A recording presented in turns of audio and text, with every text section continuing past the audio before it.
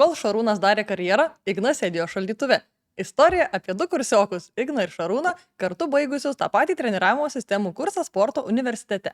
Praėjus 15 metų Igno darbas yra kaip užsišaldžius, su nekintančiu vidutiniu atlyginimu, o Šarūnas gauna gerokai aukštesnį ir nuolat didėjantį atlyginimą. Ignas baigęs universitetą įsidarbino sporto klube treneriu ir tokį darbą dirbo visada, nekeisdamas nei darbo, nei vietos, nei pareigų. Tuo tarpu Šarūnas pradėjo taip pat. Įsidarbino sporto klube, kad sukauptų reikiamą patirtį. Dirbdamas pirmus 2 metus, Šarūnas internetinių kursų pagalba lygiagrečiai dar mokėsi verslumo ir personalo valdymo.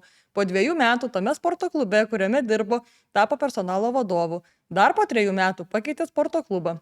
O dar po metų keitė ir klubą, bet visą laiką toliau mokėsi. Galiausiai Šarūnas, įgijęs pakankamai patirties ir žinių, atsidarė savo sporto klubą, pasisamdė dar kelis trenerius į komandą. Taip, per 15 metų du vienodą kelią pradėję treneriai pasiekė skirtingus rezultatus. Šarūnas, kuris skyrė laiko kaupti patirtį bei nuolat didinti žinias, sukūrė savo galimybės, o Ignas tik pardavinėjo savo laiką už nekintantį atlyginimą, nes nesukūrė kitiem daugiau vertės.